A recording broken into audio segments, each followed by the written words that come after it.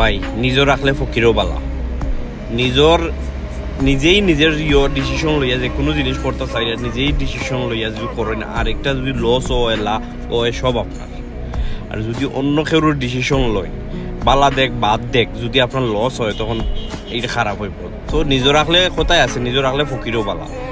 নিজেই নিজের ডিসিশন লইবা, যে কোনো কাজ করার আগে নিজেই নিজের ডিসিশন লইবা, নিজেই নিজের কইবা কিতা করা যায়, পজিটিভ থিঙ্ক কইরা সবসময় সিদ্ধান্ত নিবা।